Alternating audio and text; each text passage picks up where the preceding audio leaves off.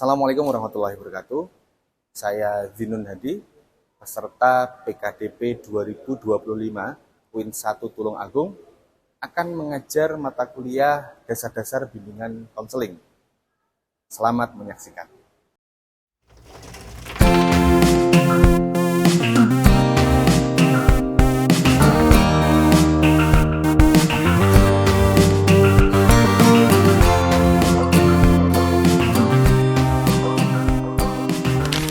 Assalamualaikum warahmatullahi wabarakatuh. Waalaikumsalam warahmatullahi wabarakatuh. Alhamdulillahirrahmanirrahim. Salatu wassalamu ala asrofil anbiya'i wal mursalin Sayyidina Maulana Muhammadin wa ala alihi wa sahbihi ajma'in amma ba'du. Bagaimana kabarnya teman-teman semuanya? Alhamdulillah, luar biasa. Semangat. Oke, terima kasih atas kehadirannya pada sesi kuliah kita hari ini, yakni kita akan memasuki mata kuliah dasar-dasar bimbingan konseling. Sebelum kita memulai perkuliahan hari ini, akan lebih afdol ketika kita berdoa terlebih dahulu. Silakan Mas Amizar dipimpin untuk berdoa.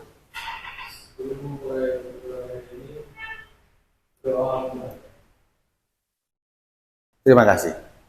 Baik, kita memasuki pada pertemuan ke-10, yakni mengenai bidang layanan dan perkembangan individu. Sebelum saya memulai materi pada siang hari ini, apakah teman-teman semuanya hadir semuanya atau ada yang izin hari ini? Hadir semuanya ya? Oke, saya presensi dulu untuk memastikan apakah teman-teman semuanya benar-benar hadir atau ada yang titip absen. Kira-kira begitu ya? Boleh? Oke.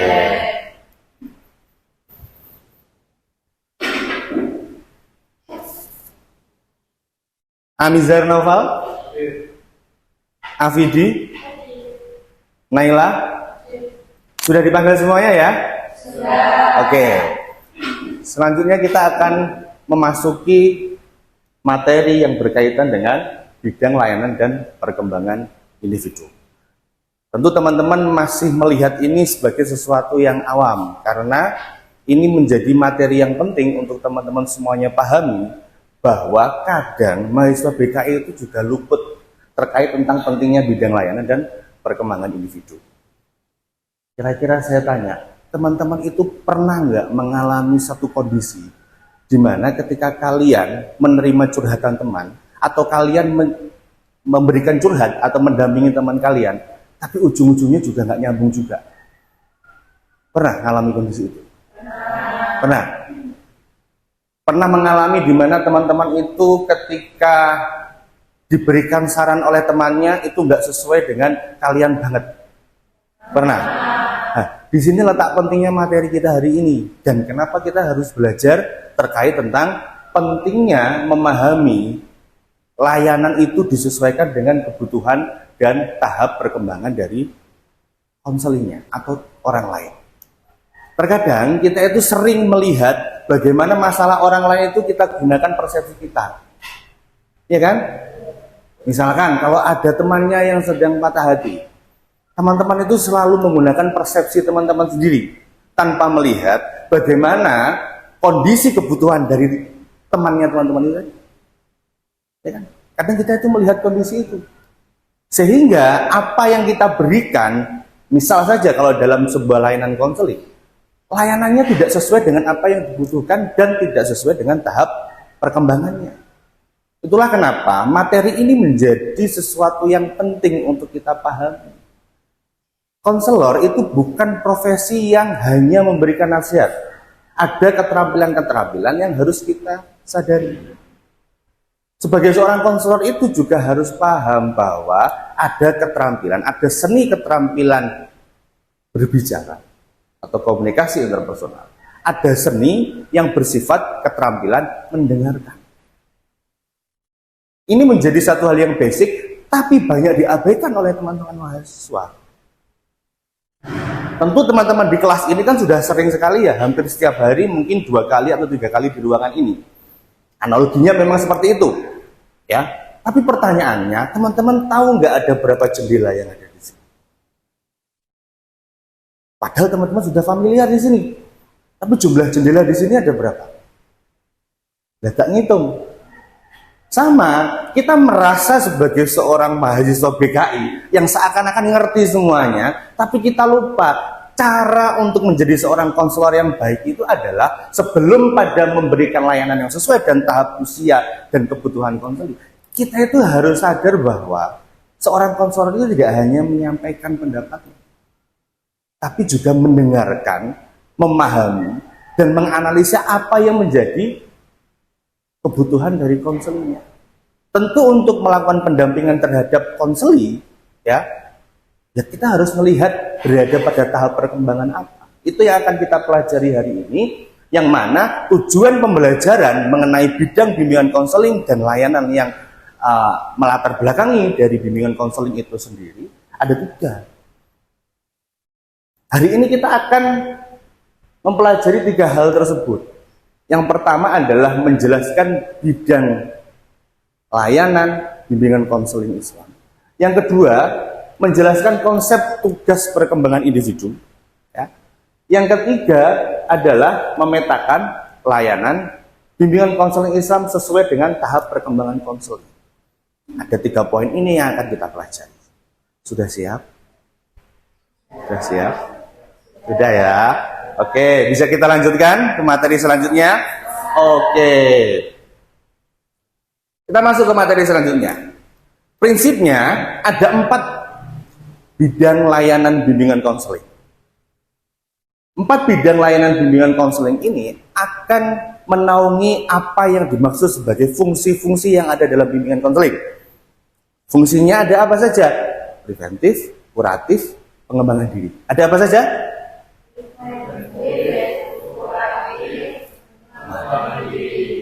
Paham ya? Pendekatan preventif, kuratif, dan pengembangan diri tentu harus melihat tahap perkembangan dari individunya untuk akhirnya bisa disesuaikan. Permasalahan-permasalahan yang ada pada tahap perkembangan itu dia lebih sesuai pada bidang layanan yang seperti apa. Layanan itu ada berapa? Ada 4. Yang pertama ada layanan dasar. Layanan dasar itu sifatnya informatif.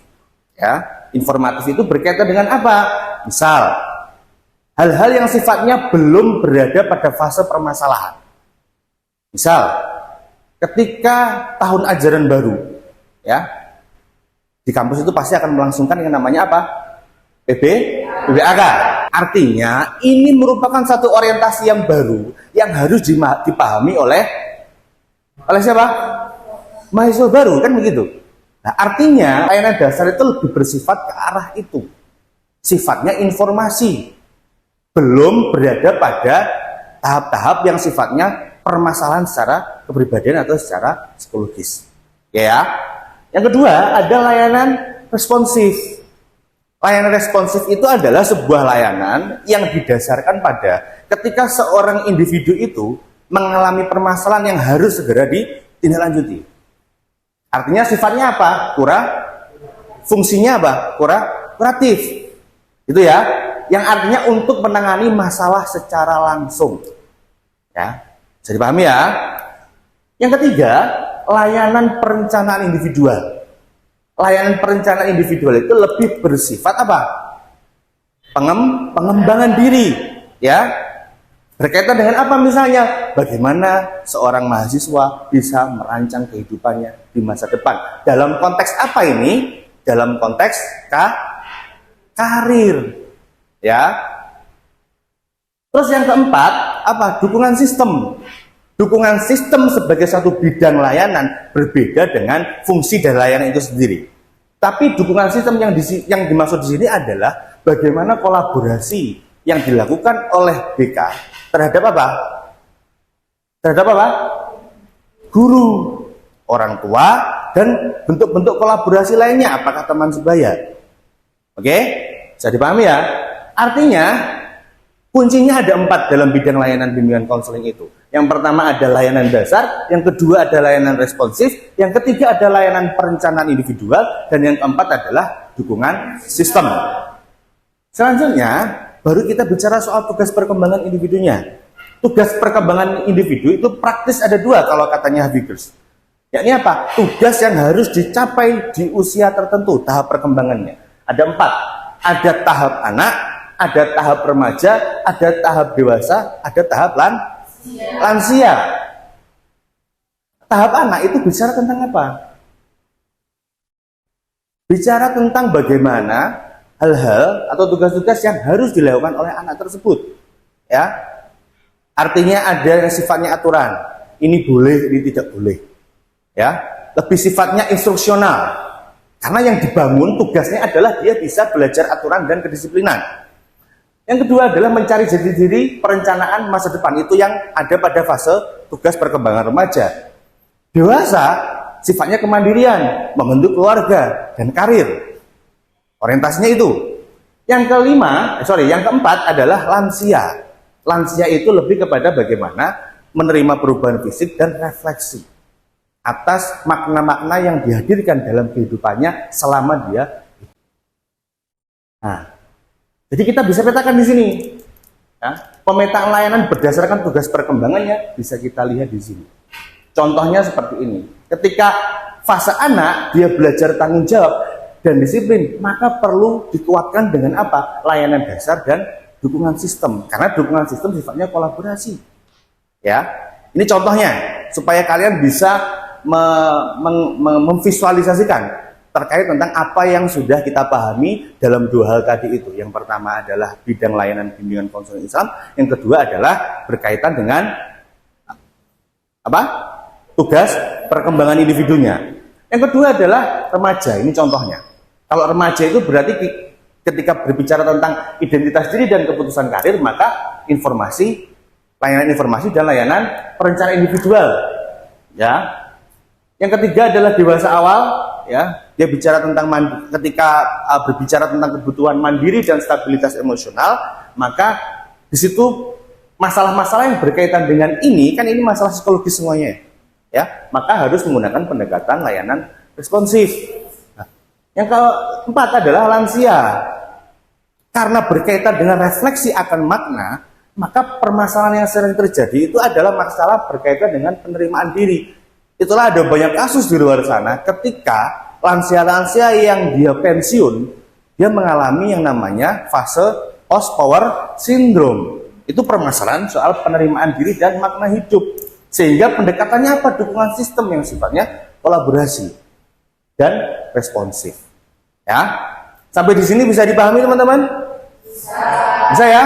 Oke. Saat ini saya minta teman-teman untuk membagi menjadi 3 kelompok. Ya, silakan dibagi menjadi 3 kelompok. Saya akan berikan 1 studi kasus untuk masing-masing kelompok nanti menanggapi 1 studi kasus tersebut dan bagaimana mengklasifikasikan atau memetakan berdasarkan identitas tugas perkembangan dan layanan DKI yang tepat. Oke, sudah dibagi teman-teman kelompoknya? Sudah. Ada 3 kelompok ya? Oke, kali ini saya akan mencoba untuk mendengar bagaimana interpretasi atau pemahaman teman-teman terkait materi mengenai bidang layanan bimbingan konseling Islam dan berkaitan dengan tugas perkembangan individu. Ya, adapun tugas atau studi kasus yang akan kita coba bahas bersama-sama, yakni adalah tugas studi kasus yang dibutuhkan sebuah pendekatan yang namanya problem based learning. Artinya ini studi kasus, lalu bagaimana kalian memberikan argumentasi atas studi kasus ini dan bagaimana bentuk bidang layanan serta fokus dari layanannya. Saya berikan 3 lembar jawaban, silahkan nanti dituliskan untuk selanjutnya nanti dipresentasikan. Ya, oke, silahkan teman-teman berdiskusi terlebih dahulu. Sudah cukup ya teman-teman? Sudah selesai? Sudah. Oke, saya ingin mendengarkan bagaimana teman-teman dalam proses diskusi dan menghasilkan satu gambaran argumentatif yang sudah didiskusikan oleh teman-teman semua ya. Oke, ada yang mau mempresentasikan terlebih dahulu, silakan katakan. Oke, kita mulai yang dari kelompok 1 dulu. Silakan Mas Muda. Jadi kasus yang diberikan itu adalah mengenai seorang mahasiswa tingkat akhir itu merasa cemas karena dia belum mempunyai rencana karir. Padahal dari orang tuanya itu menuntut untuk cepat lulus. Nah, dari argumentasi kelompok kami, yaitu kelompok 1, jadinya mahasiswa tingkat akhir ini sedang dalam fase transisi menuju dunia kerja atau studi lanjut. Oke, mungkin dari kelompok lain, silakan angkat tangan.